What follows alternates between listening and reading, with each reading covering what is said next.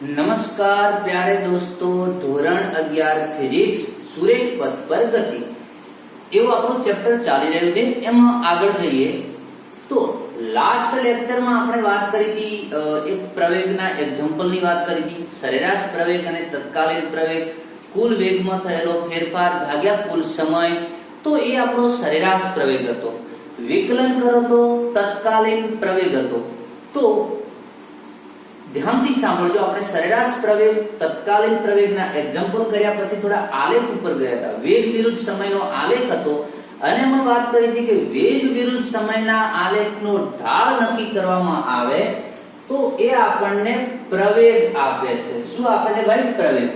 કઈ રીતે આપે છે? મેં કહ્યું તો કોઈ વસ્તુ ગોખવાની નહીં. આપણા લેક્ચરમાં કોઈ વસ્તુ ગોખવાથી કોઈ મતલબ નથી. અહીંયા કોઈ વસ્તુ ગોખવા માટે તમે નથી ભણતા. યાદ રાખવું પડે, યાદ તો રાખવું જ પડે, પણ એને સમજીને એના કોન્સેપ્ટ વાઇઝ યાદ રાખવાનું છે. ચલો આજે શું કરવું છે? આજે આપણે થોડી વાત કરવી છે પ્રવેગ અને પ્રતિપ્રવેગ, ધન પ્રવેગ અને ઋણ પ્રવેગની વાત કરવી છે મિત્રો. ધ્યાનથી સાંભળજો.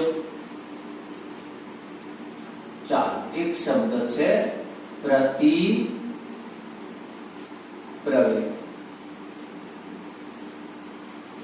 હવે પ્રતિપ્રવેગ અને પ્રવેગમાં કહું તો કોઈ ફરક નહીં.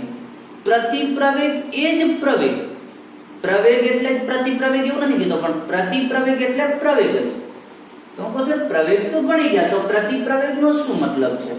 અરે ભાઈ જુઓ, તમે કોઈ વસ્તુ હોય, ધારો કે તમારી જોડે 1000 રૂપિયા હતા અને તમને એક બીજા 200 રૂપિયા મળી ગયા કોઈ મિત્ર જોડેથી, તો તમારા પૈસા થઈ ગયા 1200 રૂપિયા. તમે ધારો કે કોઈ પિકનિકમાં જતા હતા, તમારી જોડે 1000 રૂપિયા પડ્યા હતા, 200 રૂપિયા કોઈની જોડે લેવાના હતા, અથવા તમે કોઈ જોડેથી લીધા, ગમે તેમ કરી, તો 1200 થયા. પૈસામાં શું થયો? વધારો થયો. પણ તમારી જોડે 1000 રૂપિયા હતા, કોઈ મિત્રએ તમારી જોડે 200 રૂપિયા આપ્યા, ભાઈ 200 રૂપિયા માંગ્યા, ભાઈ 200 રૂપિયા આપી દે, હું ઘરે જઈને તને આપી દઈશ, એનું વ્યાજ આપી દઈશ, 200 ની જગ્યાએ 220 આપી દઈશ. ચાલો, તમે 200 રૂપિયા આપી દીધા, તમારી જોડે 800 રૂપિયા વધ્યા, 1200 થયા. તો આમાં તમારા જોડે રહેલા પૈસામાં શું થયો? ફેરફાર થયો. અહીંયા તમે 200 આપી દીધા, તોય શું થયો? ફેરફાર થયો. બંને જગ્યાએ ફેરફાર થયો, પણ એક જગ્યાએ વધારો થયો, એક જગ્યાએ ઘટાડો થયો. વધારો હોય કે ઘટાડો હોય, હું કેવા આવે એ માંગુ છું, બહુ સરળ ભાષામાં તમને સમજાવવા માંગુ છું મિત્રો. કારણ કે તમે જે ફિઝિક્સ ભણવાની શરૂઆત કરી છે એટલે તમને બહુ સારી રીતે સમજાય રીતે કહું છું. તમારા પૈસામાં વધારો થયો કે ઘટાડો થયો, પણ ફેરફાર તો થયો, કહેવાય કે ના કહેવાય? ઓકે, હવે આપણે પ્રવેગમાં શું ભણતા હતા? વેગમાં ફેરફાર થાય. વેગમાં ફેરફાર થાય તો આપણને પ્રવેગ મળે. તો શું મળે ભાઈ?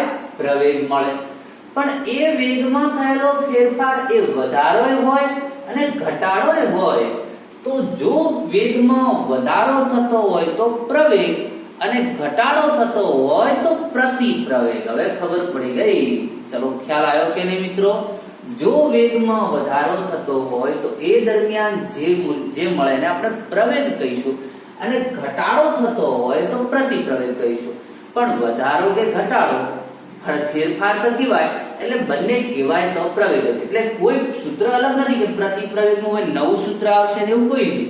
પ્રતિપ્રવેગ એ જ. પણ તો આપણે એનું લખવું હોય તો એકમ સમયમાં ફેરફાર નહીં લખીએ, ઘટાડો લખીએ. એકમ સમયમાં વેગમાં થતા ઘટાડાને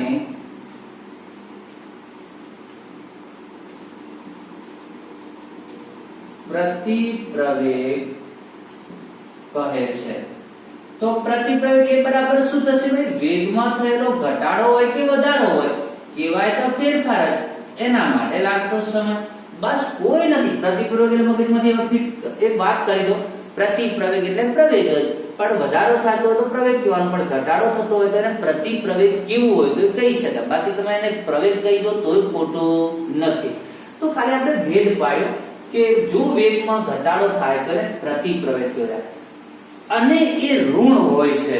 કેમ ઋણ હોવાનું જુઓ તો મિત્રો આકાશ ધ્યાન રાખજો, ઋણ હોય છે કારણ કે ઘટાડો થાય છે તો ડેલ્ટા વી માં થયેલો ફેરફાર ઘટ્યો ને, તો તમે જો આ રીતે લખશો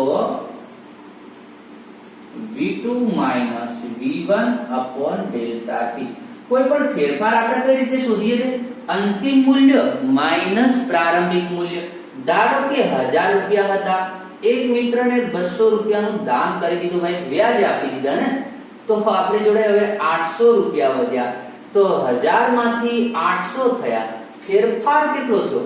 તો 1000 માઈનસ 800 ની 800 માઈનસ 1000, અંતિમ મૂલ્ય માઈનસ પ્રારંભિક મૂલ્ય, તો કેટલા આવી ગયા? માઈનસ 200. તો તમે આ રીતે જો ઘટાડો થતો હોય તો ફેરફાર ઋણ આવે, અને ઋણ આવે એટલા માટે પ્રતિપ્રવેગનું મૂલ્ય ઋણ મળે છે. તો અહીં આપણે કહીશું, અહીં v2 less than v1, v2 નાનો હોય છે ને v1 મોટો હોય, પહેલા મોટું હતું ને હવે નાનું થઈ ગયું મૂલ્ય છે, તેથી પ્રતિપ્રવેગ અહીં v2 હોય છે,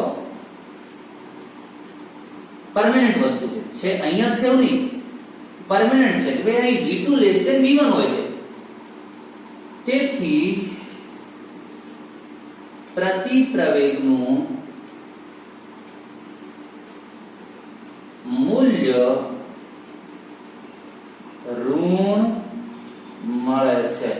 તો પ્રતિપ્રવેગને આપણે ઋણ કહીશું. ઓકે, ચાલો પ્રતિપ્રવેગની વાત સમજાઈ. એનો એકમ એનું એ જ, એનું સૂત્ર એનું એ જ. અરે ભાઈ તત્કાળ એમાં સરેરાશ આવશે, તત્કાલીન આવશે, પણ લાંબા ગાળે થયેલો તમે ફેરફાર નક્કી કરશો તો સરેરાશ થઈ જશે. ઇન્સ્ટન્ટ કોઈ ટાઈમે તમે નક્કી કરશો તો એ શું થઈ જશે? તત્કાલીન થઈ જશે. તો આ વાત કરી પ્રતિપ્રવેગની. ઓકે, ચાલો હવે ધ્યાનથી સાંભળજો.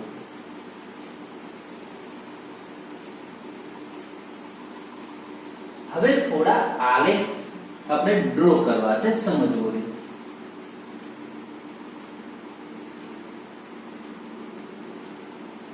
વેગ વિરુદ્ધ સમયનો આલેખ ડ્રો કરવો છે. વેગ વિરુદ્ધ સમયનો આલેખ.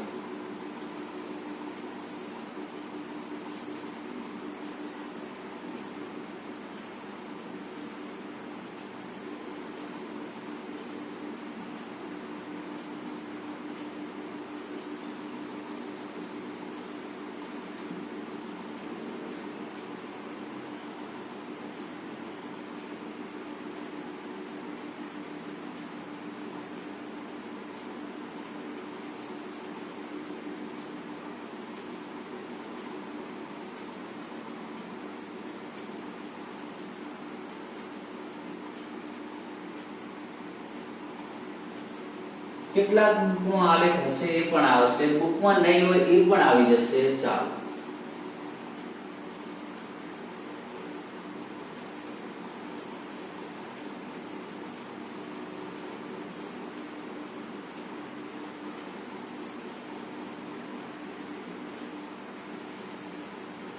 ચાલો વેગ વિરુદ્ધ સમયના આલેખ છે, પછી અંતર વિરુદ્ધ સમયના.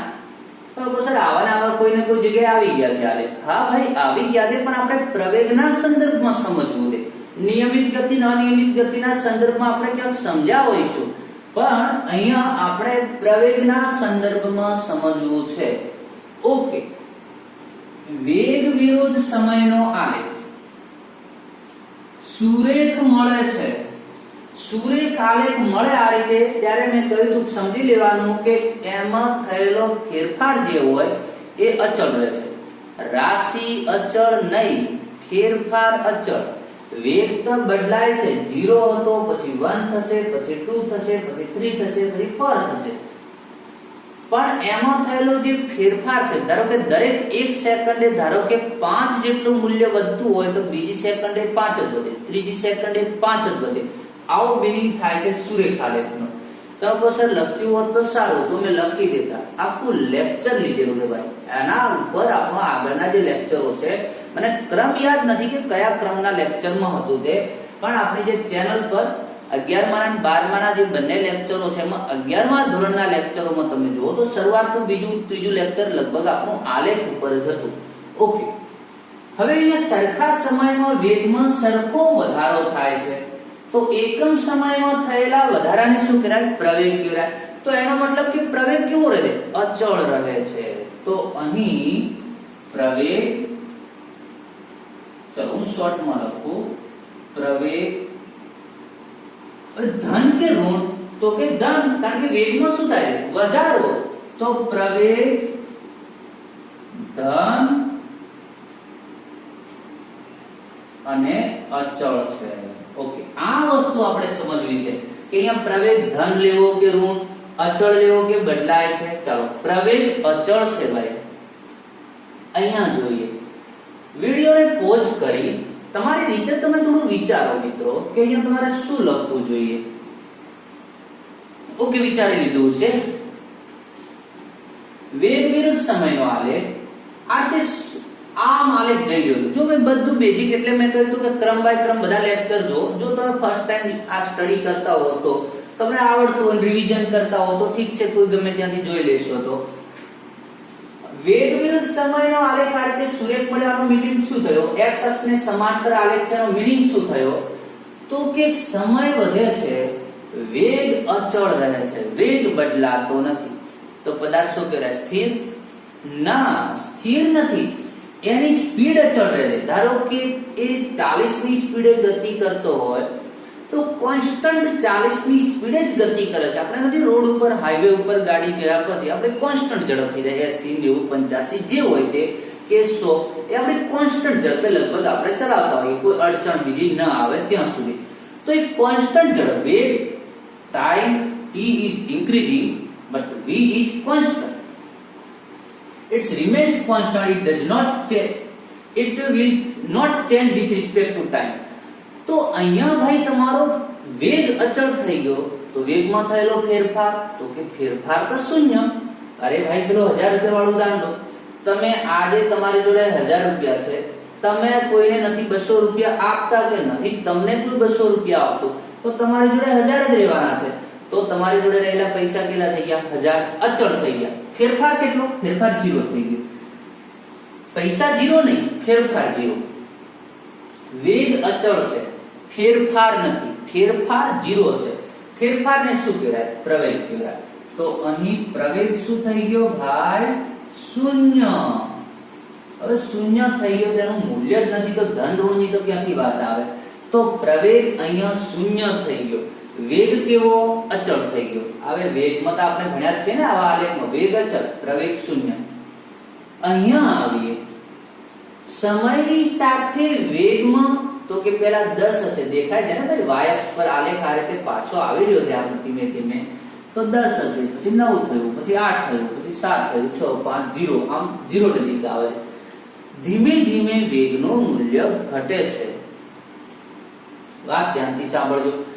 ધારો કે રોડ ઉપર ગાડી જઈ રહી છે, 100 ની સ્પીડે જઈ રહી હતી, આપણને સામે થોડું દેખાયું કે બમ્પ જેવું કંઈક આવવાનું છે, અથવા તો આપણને ખબર છે કે આગળ રસ્તો થોડો ખરાબ છે, આપણે ધીમે ધીમે ગાડીને ધીમી પાડીએ, ત્યાંથી એક્સેલેરેટર આપવાનું ધારો કે બંધ કરી દઈએ. તો 100, 90, 80, 70, 60, 50, 60, 40, 30 આ રીતેની સ્પીડ, એનો વેગ ઘટતો જશે મિત્રો. તો આ એ જ બતાવે છે કે એનો વેગ સમયની સાથે ઘટશે. બરાબર ધ્યાનથી સાંભળજો. તો અહીંયા શું થઈ ગયો? પ્રવેગ શું થઈ ગયો? ઋણ થઈ ગયો. પણ દિશા પૂછે તો અહીંયા પ્રવેગની દિશા કઈ દિશામાં છે? અહીંયા બહુ કન્ફ્યુઝન કરે છે ઘણા બધા, બહુ ભૂલ કરી બેસતા હોય છે. તો પ્રવેગ ઋણ થયો એ તો ખબર પડે, પણ એની દિશા, ચાલો પ્રવેગ ઋણ અને એની દિશા, ગતિની દિશા કઈ બાજુ? તો ગતિની દિશા ધન બાજુ. બરાબર ધ્યાનથી સાંભળો, અહીંયા કન્ફ્યુઝન થાય છે કારણ કે તમારો વેગ ઋણ થયો ના, એ ઘટે છે, પણ તમારો જે ગતિની દિશા છે જો એની દિશા ક્યારે બદલાય? એ યુ ટર્ન લઈને જો પાછું આવતું હોય તો એની દિશા બદલાય. આ વસ્તુ ધ્યાનમાં રાખજો. હવે અહીંયા દિશા જે છે તમારી એ ધન જ રહેવાની છે, ગતિની દિશા. જો તમે ધારો કે આ x અક્ષ પર જઈ રહ્યા, આપણો અહીંયા શું થાય છે, વેગનું મૂલ્ય જ ઘટે છે ભાઈ, દિશા નથી બદલાતી. કઈ રીતે નથી બદલાતી? ધારો કે આ કોઈ આપણો, આ ધારો કે આપણી ગાડી છે, માની લો કે ભાઈ આપણી કોઈ ગાડી જઈ રહી છે,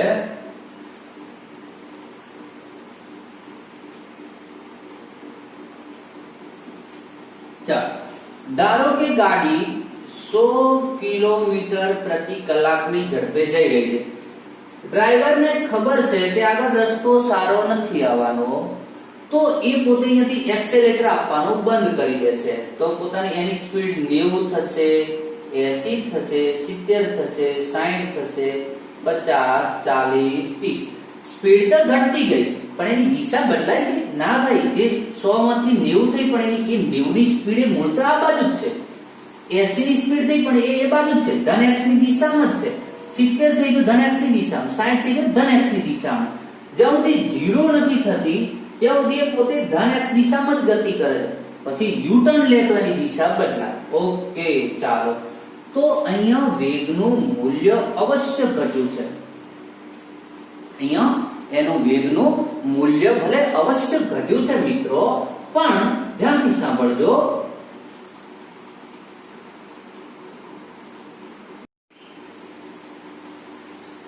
તો અહીં દિશા બદલાતી નથી. જો તો એ પોતે જે એની સ્પીડ ઘટતી જાય છે પણ એની દિશા તો ક્યારે બદલાશે કે જો આ બાજુથી ગતિ કરતો કરતો કોઈ બીજી દિશા, ટૂંકમાં હવે તમને ખ્યાલ આવી ગયો છે, સ્પીડ ઘટી રહી છે ભાઈ પણ એની દિશા બદલાઈ નથી. ઓકે ચાલો, તો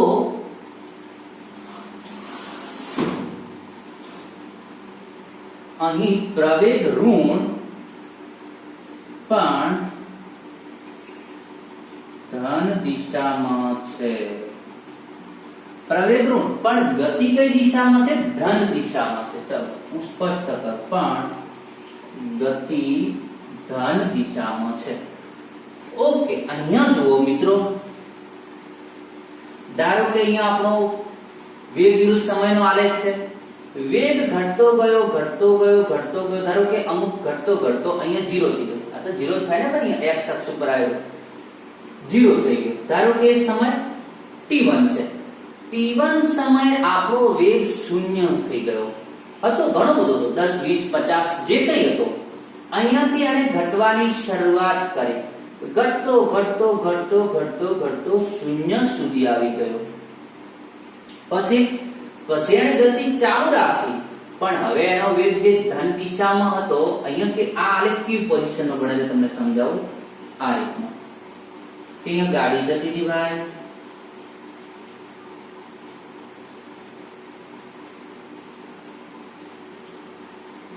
ચાલો કોઈ ગાડી જઈ રહી છે, જે લાગે તો તમને ખટારો લાગતો હોય કે જે લાગતું હોય તે. ચાલો કોઈ ગાડી જઈ રહી છે, એની સ્પીડ ધારો કે આપણી 80 ની 100 ની સ્પીડ હતી. ચાલો 100 ની સ્પીડ છે, 100 કિલોમીટર પર અવર. હવે ધીમે ધીમે પોતે સ્પીડ ઘટાડે. ચાલો એને ખબર પડે કે આગળ ભાઈ રસ્તો બંધ છે, એને ધીમે ધીમે એક્સેલેરેટર આપવાનું બંધ કર્યું, સ્લાઇડ બ્રેક મારવાનું ધીમે ધીમે ચાલુ કર્યું. તો 100 માંથી 90, 80, 70, 60, 40, 50, 30, અરે 50, 40, 30, 20, 10, 0. ધારો કે અહીંયા આવતા એની સ્પીડ 0 થઈ ગઈ. ઓકે, એટલે ધીમે ધીમે ધીમે ધીમે 0 થઈ ગઈ. રસ્તો ખરાબ છે એટલે યુ ટર્ન લેશે, તો પછી પોતે પાછો યુ ટર્ન લીધો અને યુ ટર્ન લઈને પછી કે 10 ની સ્પીડે ચલાવશે ના, પછી એની સ્પીડ વધશે 10, 20, 30, 40, પછી આ બાજુ 100 ની ઝડપે દોડાવશે ભાઈ પાછો. જેમ આ બાજુ 100 ની સ્પીડ આવતો હવે રિટર્નમાં 100 ની સ્પીડે. તો હવે અહીંથી આને વેગની, જો વેગ ઘટતો ઘટતો ઘટતો ઘટતો 0 કર્યો, પછી જો વેગની દિશા બદલાઈ ગઈ, એ ઋણ દિશામાં ચાલવા લાગ્યો. ધ્યાનથી સાંભળજો. તો હવે એની સ્પીડ વધે છે પણ વેગની દિશા કેવી થઈ ગઈ? ઋણ થઈ ગઈ. ચાલો હવે થોડું અહીંયા જે લખાણ લખું છું બહુ મહત્વનું છે મિત્રો, ધ્યાનથી સાંભળજો. તો અહીં બે આપણે એવો આલેખ લીધો છે કે જેમાં એક જ આલેખમાં એની દિશા બદલાતી હોય એવો. ચાલો t1 સમય સુધી વેગમાં ઘટાડો એટલે પ્રવેગ કેવો? ઋણ. પણ ગતિ કઈ દિશામાં? ધનની ધન દિશામાં. એક યાદ રાખજો, જે બાજુ વેગની દિશા હોય એ બાજુ પ્રવેગની દિશા હોય, અને વેગની દિશા ક્યાં હોય? જે બાજુ સ્થાનાંતરની દિશા હોય, જે બાજુ અંતર કપાતું હોય, જે બાજુ ગતિની દિશા હોય, જે બાજુ સ્થાનાંતરની દિશા ત્યાં વેગની દિશા, જે બાજુ વેગની દિશા એ બાજુ પ્રવેગની દિશા. આ યાદ રાખજો. તો ધ્યાનથી સાંભળે વાતને. તો અહીંયા ચાલો, તો આપણે વાત કરી કે એક આલેખમાં દિશા બે વખત બદલાય છે. તો લખાણ કઈ રીતે લખીશું ભાઈ? લખાણ એ રીતે લખીશું. ચાલો અહીંયા જો t1 સમય સુધી વેગના મૂલ્યમાં ઘટાડો, પણ એની ગતિની દિશા ધન. એટલે શું લખીશું? t1 સમય સુધી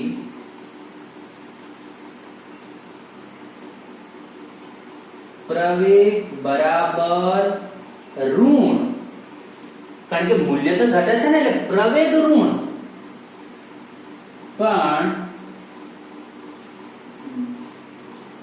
પણ દિશા ધન. ચાલો શોર્ટમાં લખી દઉં, પણ દિશા ધન છે.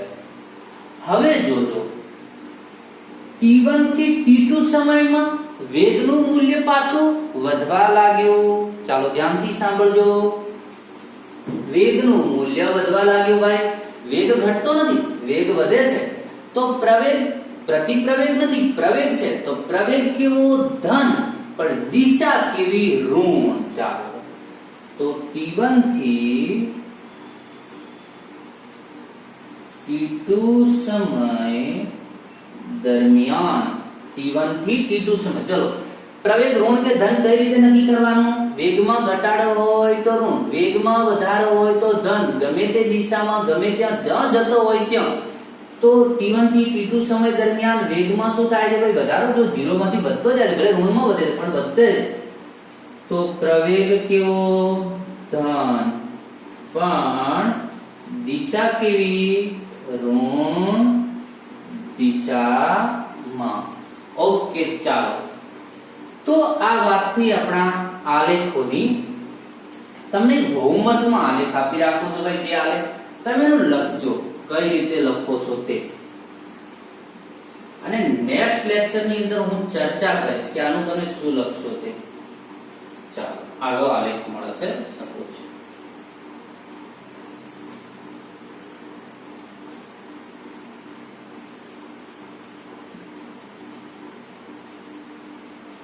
આ રીતે આલેખ મળી ગયો છે ભાઈ તમને.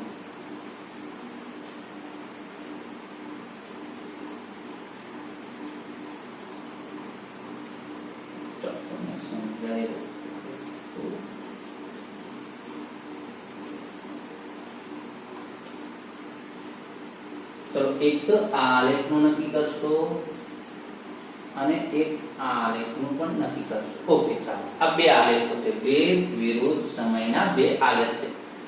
વેગ ધન, અરે ભાઈ પ્રવેગ ધન કે ઋણ, અચળ, ઋણ દિશા, ધન દિશા, આ તમારે નક્કી કરવાનું છે. ઓકે ચાલો, તો આ બે આલેખ તમે કરશો.